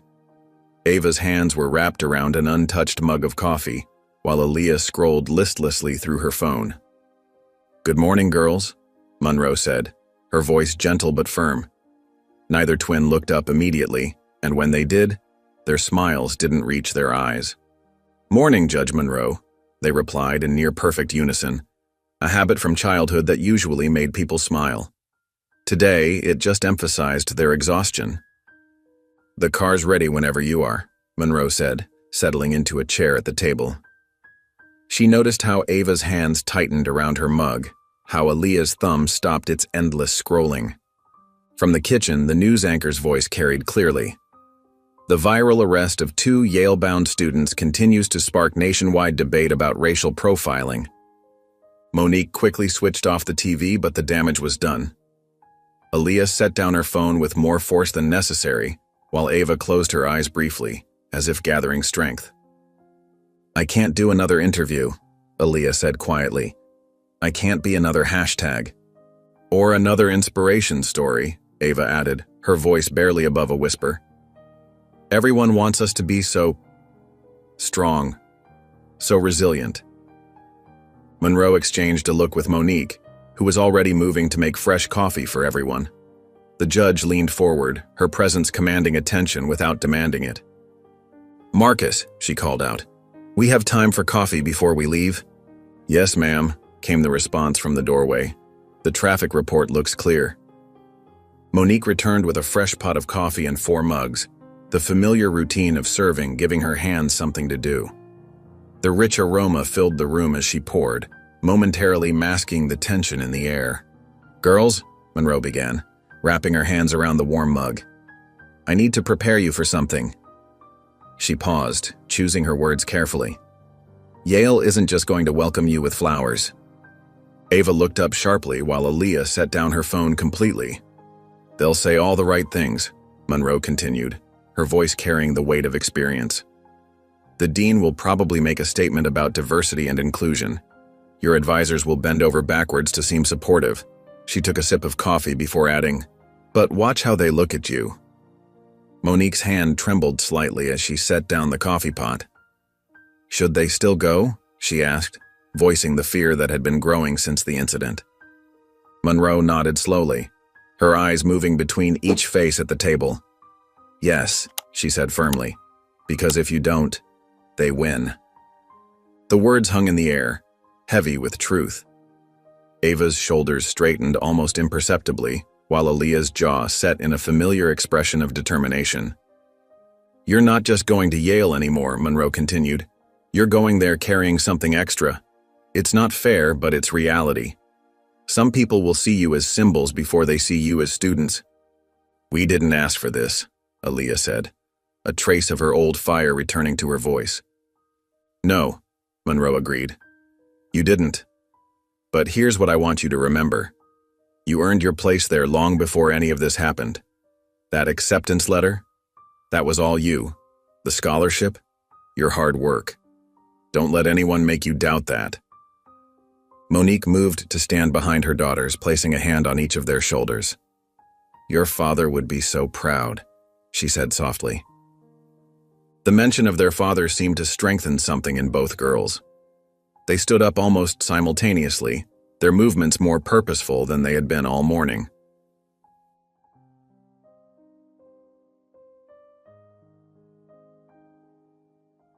"Marcus," Monroe called out, "would you mind helping with the bags?" As Marcus moved to collect the suitcases, the girls turned to their mother. Monique pulled them both into a fierce hug, holding them as if she could protect them from everything waiting outside their door. "Call me when you get there," she whispered. Call me every day." "We will, Mom," Ava promised, her voice muffled against her mother's shoulder. "Every single day," Aaliyah added. When they finally pulled apart, Monique's eyes were bright with unshed tears, but she blinked them back. She had always been strong for her girls, and she wouldn't stop now. The twins gathered their remaining belongings, laptops, phones, the envelope containing their acceptance letters now carefully repaired with clear tape. They followed Monroe and Marcus out to the car, each step seeming more certain than the last. Monique stood in the doorway, watching as Marcus loaded their bags into the trunk. Monroe held the car door open as Ava and Aaliyah slid into the back seat, their Yale sweatshirts bright against the dark leather interior. As the car pulled away from the curb, Monique raised her hand in farewell. A single tear tracked down her cheek, but she quickly wiped it away, refusing to let it fall. She watched until the black Lincoln disappeared around the corner, swallowed by the golden morning light bound for New Haven. The late summer sun cast long shadows across Yale's historic campus as Judge Monroe's car pulled through the iron gates. Students and parents crowded the sidewalks, hauling suitcases and carrying boxes labeled with dorm room numbers.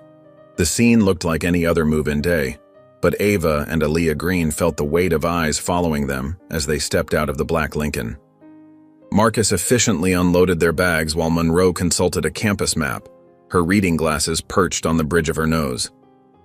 "Branford College," she said, pointing to a Gothic building with ivy-covered walls. "That's where you'll be staying."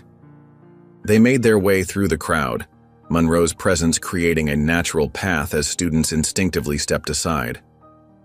At the check-in desk, a student worker in a blue Yale t-shirt looked up from her computer, her eyes widening slightly in recognition. "Green?" she asked, her voice pitching higher than necessary. "Ava and Aaliyah?" "That's right," Monroe answered before either girl could speak, her tone professional and measured. The worker's fingers fumbled with the ID cards, nearly dropping them before holding them out. She hesitated just long enough for everyone to notice, her hand trembling slightly as Ava reached for hers. "Your room is on the 3rd floor," the worker said, her eyes darting between the twins. There's an orientation meeting at 4 in the common room." Aaliyah took her ID without comment, but her shoulders were tense as they walked away from the desk. They passed groups of students unpacking cars, parents hugging goodbye, and RAs directing traffic with enthusiastic waves and bright smiles. As they approached the elevator, 2 RAs in matching polo shirts stood near the water fountain, their heads bent together in conversation. The twins were close enough to hear their stage whispers. "Those are the girls from the video, right?" "Yeah, I heard they got in because of that cop thing." Aaliyah's jaw clenched, her fingers tightening around the strap of her backpack. Ava quickened her pace, pretending she hadn't heard, but her cheeks burned with a mixture of anger and shame. Monroe's voice cut through the moment like a blade. "Excuse me," she said to the RAs, who jumped apart guiltily. "Could you direct us to room 312? The RAs stammered directions, their faces flushed as they recognized who had overheard them. Marcus followed with the luggage cart as they took the elevator to the 3rd floor. The hallway was busy with moving students and emotional parents, but a woman in a blazer and sensible shoes was waiting by their door. She wore a name tag that read, Doctor. Patricia Chen, Diversity and Inclusion Liaison. "Welcome, welcome," Dr. Chen said, her smile so wide it looked painful. "I'm thrilled to meet you both.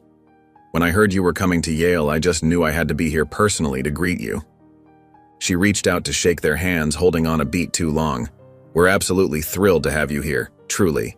You represent everything Yale stands for: resilience, excellence, the future of our institution."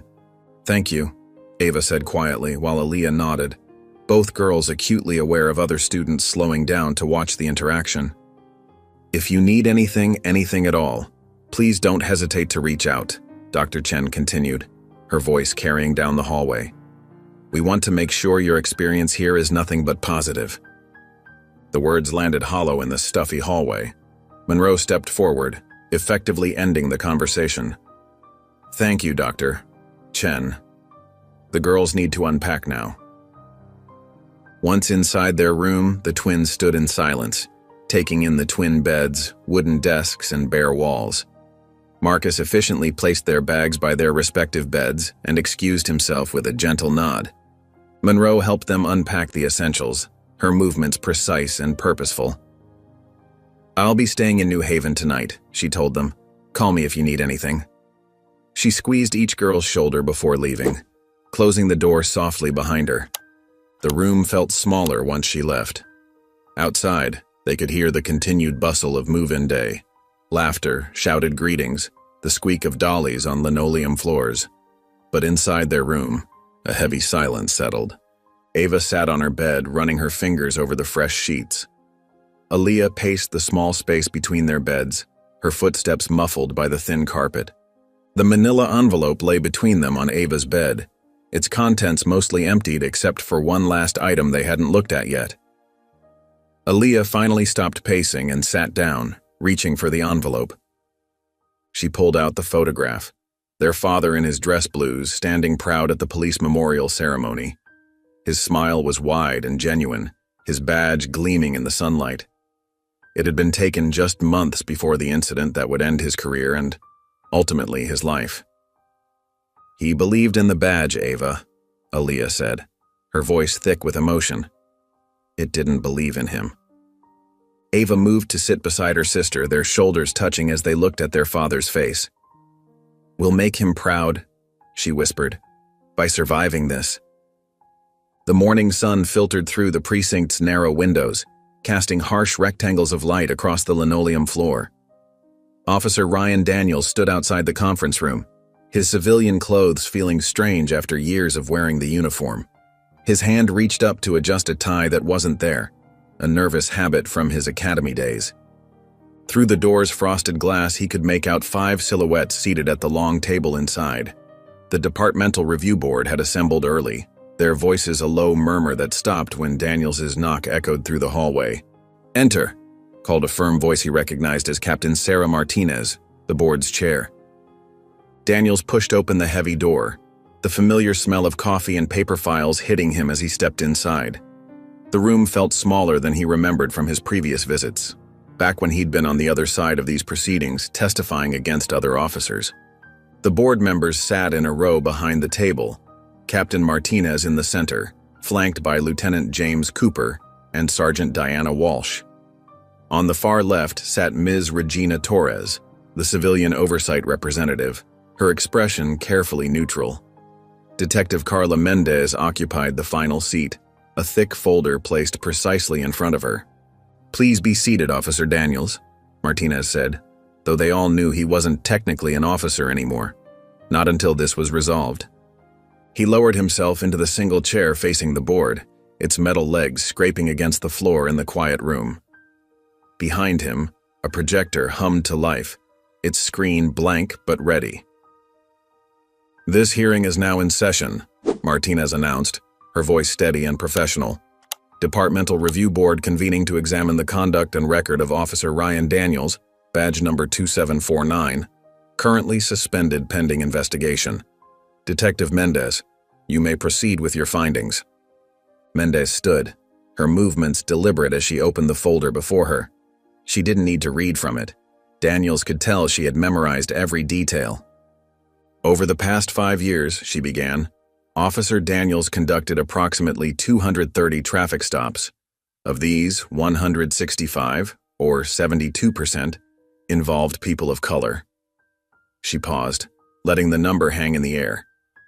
This percentage significantly exceeds both departmental averages and the demographic makeup of our jurisdiction.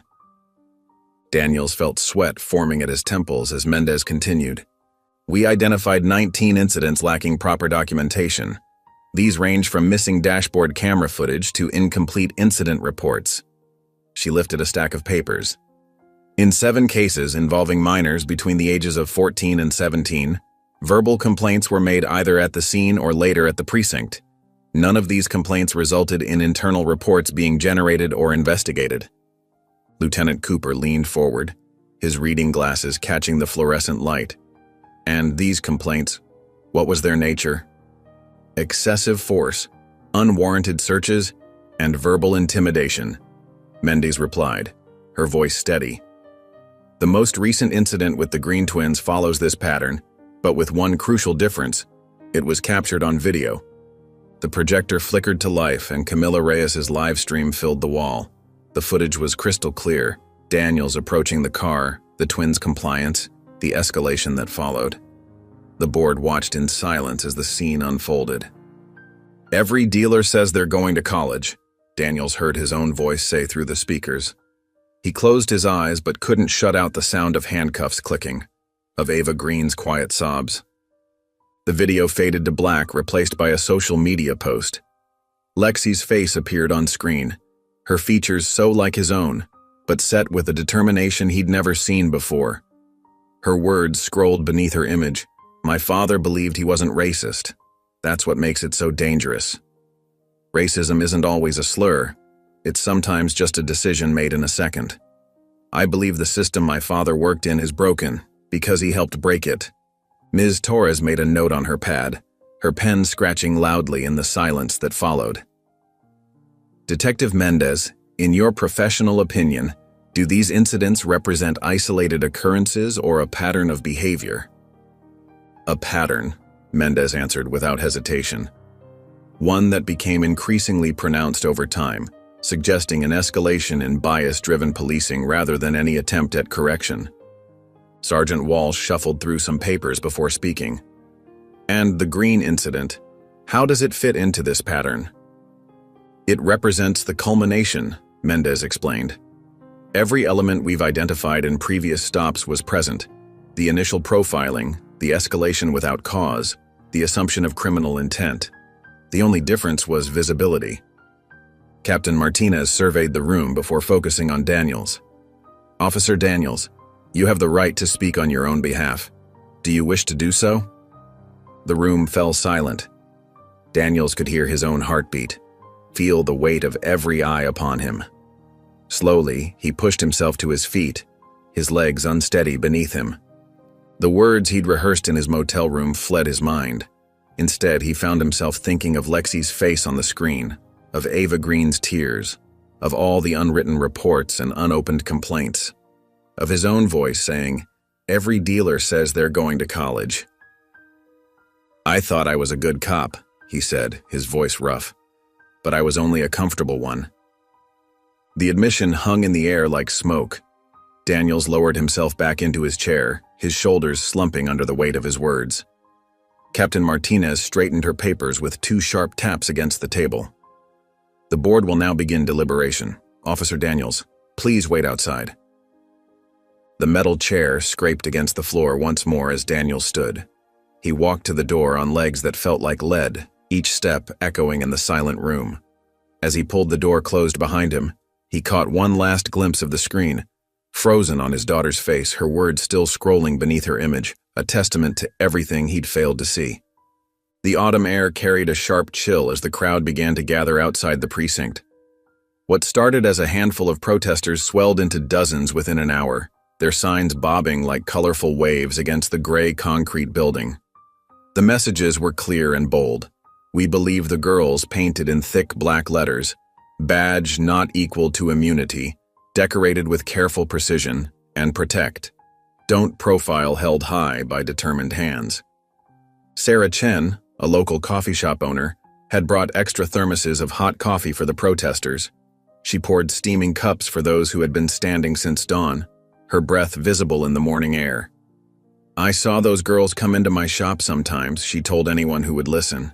"Honor students, sweet kids. Could have been my daughters." The crowd's quiet determination filled the space with an electric tension. They weren't shouting or marching, just standing, watching, waiting. Their presence alone spoke volumes. A young woman in a navy peacoat made her way through the gathering, her blonde hair tucked under a knitted beanie. Few noticed her at first. She was just another face in the crowd. But then someone gasped, and whispers rippled through the group like wind through leaves. "That's her, that's Lexi Daniels." She carried a simple white poster board with black letters. "This is how we hold the line." Her hands were steady as she held it, but her face betrayed the weight of the moment. She found a spot in the front row, directly facing the precinct's main entrance. A reporter from the local news station approached her cautiously, microphone lowered. "Miss Daniels, would you like to make a statement about today's hearing?" Lexi shook her head, her eyes never leaving the building's facade. The reporter respected her silence and stepped back, but not before capturing a photograph. In it, Lexi's gaze was unwavering, her sign held at chest level, her posture straight despite the obvious emotional burden she carried. Inside the precinct, Detective Carla Mendez stood at a second-floor window, arms crossed over her chest as she observed the growing crowd below. Officer Rodriguez joined her, coffee cup in hand. 20 years on the force, Rodriguez said, shaking his head. "I've never seen this kind of turnout for an internal review." Mendez kept her eyes on the scene below, watching as more people joined the gathering. A group of college students had arrived, their Yale sweatshirts visible under open jackets. They carried signs with statistics about racial profiling in traffic stops. "It's not just a cop on trial anymore," Mendez replied, her voice carrying the weight of understanding. "It's the blueprint." She uncrossed her arms and turned to face Rodriguez. "Every department has their Daniels, officers who've been operating just under the radar, whose bias shows up in patterns rather than single incidents." She gestured to the crowd. "But now people are connecting those dots. They're seeing the bigger picture." The morning light grew stronger, casting long shadows across the precinct steps. More media vans pulled up, their satellite dishes reaching toward the sky like metal trees. Reporters set up their equipment, occasionally approaching protesters for comment. Lexi remained steadfast in her position, her sign now slightly weathered from the wind, but still clearly legible. Other protesters had formed a protective circle around her, shielding her from unwanted attention while respecting her space. The hours ticked by. People shared snacks and stories. A group of teenagers started a quiet chant that spread through the crowd. No more silence, no more fear. Justice must be crystal clear. Inside the building, the review board members emerged from their chambers. Their faces were composed but grave as they walked down the corridor. A junior reporter who had been camping out near the water cooler quickly pulled out his phone as it buzzed with a message. His eyes widened as he read the text. Without speaking, he hurried toward the exit, already composing a tweet. The news spread through the crowd like wildfire. "He's losing the badge." The energy outside shifted immediately. The quiet determination gave way to a low murmur that grew steadily louder. Signs waved with renewed purpose. People began to move, creating a ripple effect through the gathered masses. Lexi's grip tightened on her sign, her knuckles white against the cardboard. A single tear rolled down her cheek, but her stance remained firm. The photographer captured this moment too, the strength and sorrow intertwined in her expression, telling a story more powerful than words. The crowd continued to stir, their movement reflecting the weight of the moment. They weren't celebrating. There was too much gravity in what this represented. Instead, they stood together, witnesses to a small but significant shift in the landscape of justice. Detective Mendez watched from her window as the news spread through the gathering below. Her expression remained neutral, but her posture softened slightly. She'd seen many internal reviews in her career, but this one felt different. This one felt like a turning point. The morning sun now stood high in the sky, its light reflecting off the precinct's windows and casting a glare over the scene. The crowd continued to move like a living organism, their signs catching the light, their presence a testament to change in motion. Through it all, Lexi stood her ground, her sign held high. "This is how we hold the line." The message seemed to take on new meaning now, speaking not just to her father's case, but to something larger, a moment of accountability, a step toward transformation. The fluorescent lights hummed overhead in the precinct's press room, casting a harsh glow on the assembled crowd. Metal folding chairs creaked under the weight of reporters and department officials, their notepads and phones at the ready. The air felt thick with tension, like a storm about to break. Officer Ryan Daniels stood off to the side, his attorney's hand resting lightly on his shoulder. His police uniform was gone, replaced by a navy suit that seemed to hang loosely on his frame.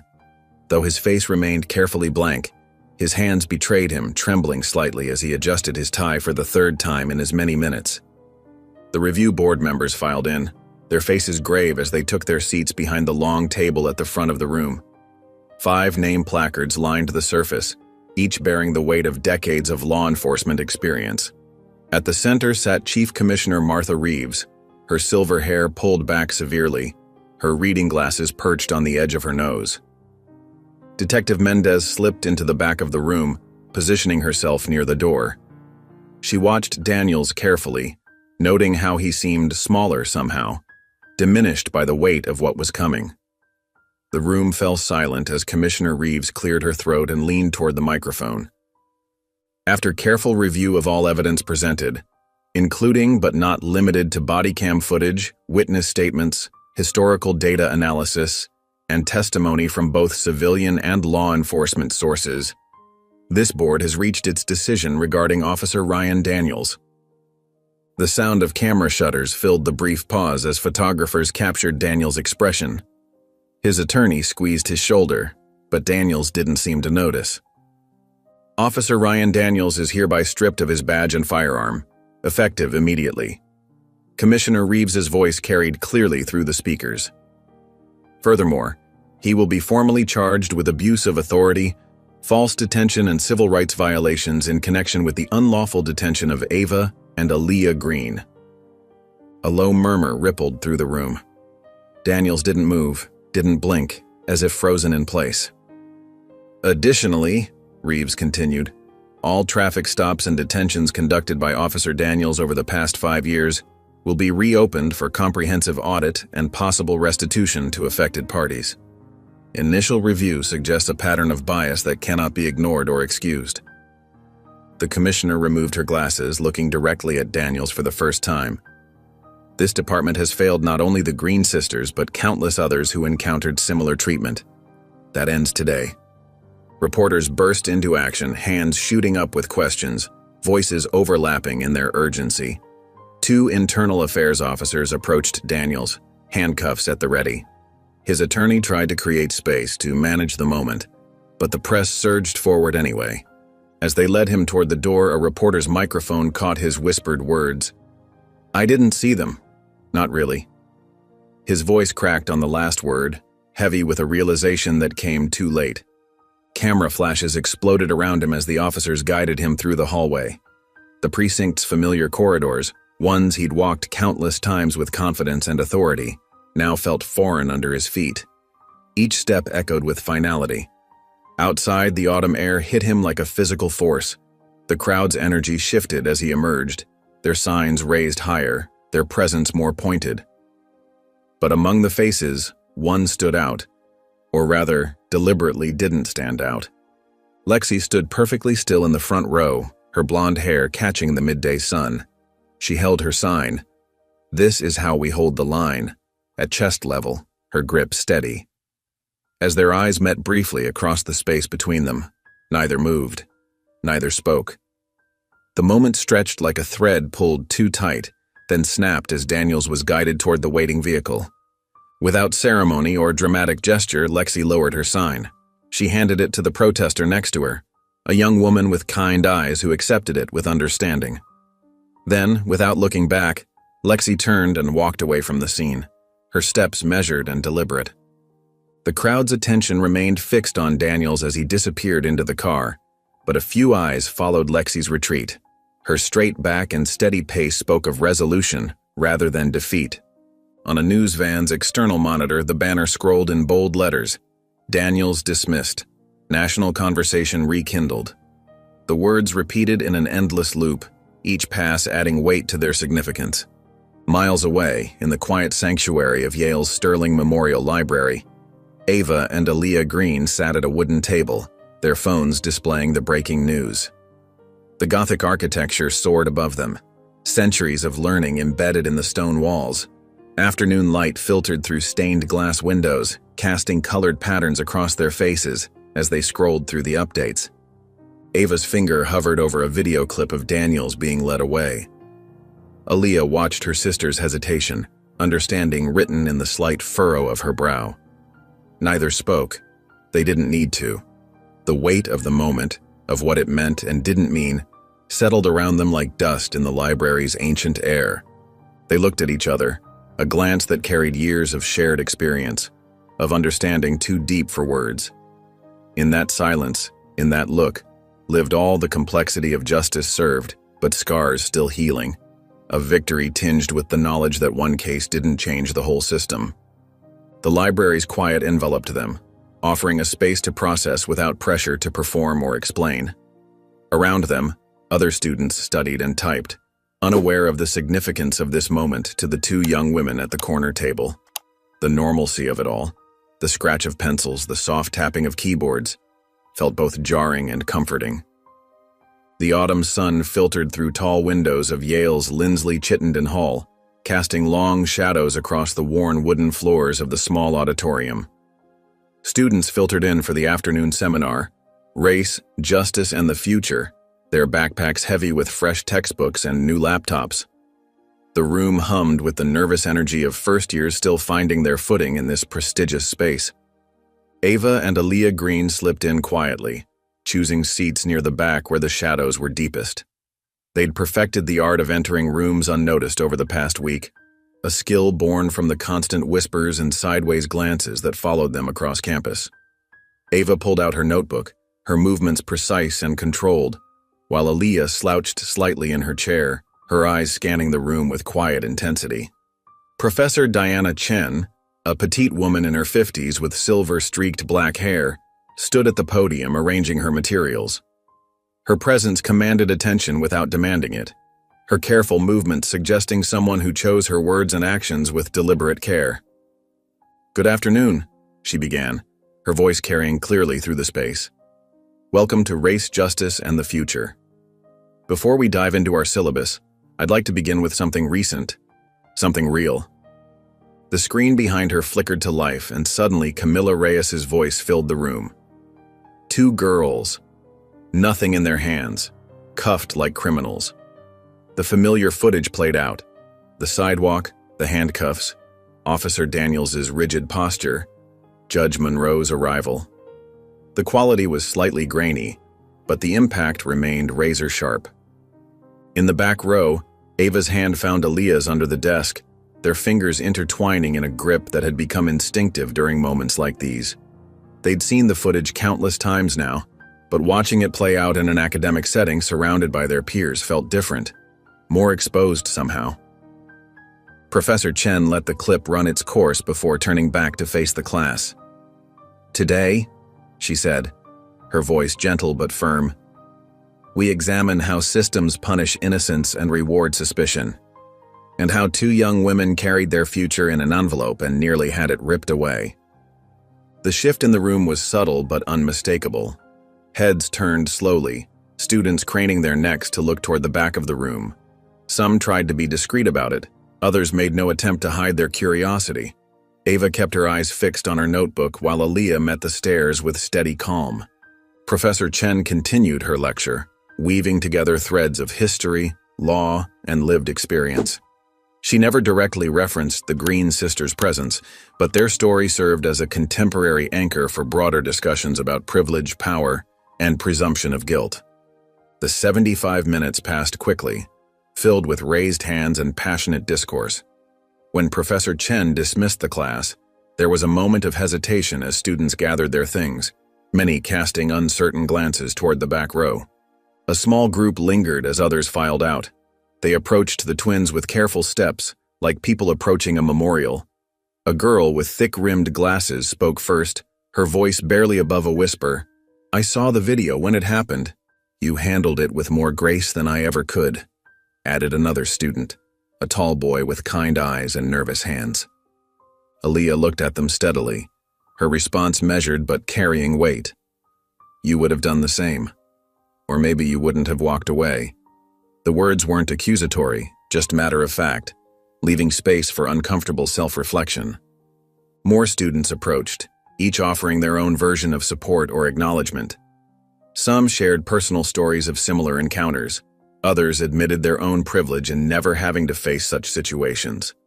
The twins listened, responded when necessary, but maintained a careful distance, emotional armor they'd learned to wear long before arriving at Yale. As the last students drifted away, Professor Chen approached their seats. "Thank you for being here today," she said simply, not offering platitudes or asking for their perspective. She understood that their presence alone was contribution enough. The campus had transformed by the time they emerged from the building.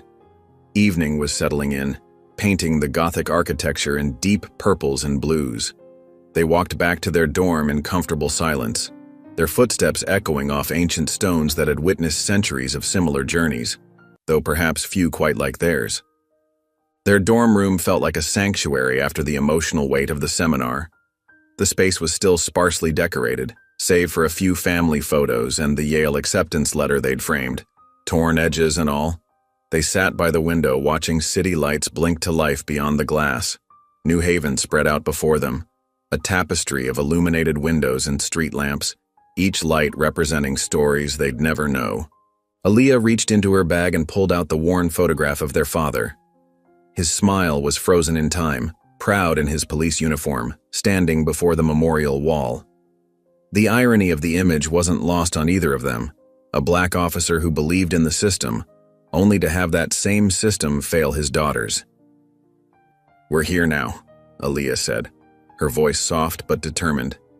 "And they still can't stop us." Ava nodded, her eyes fixed on the city lights.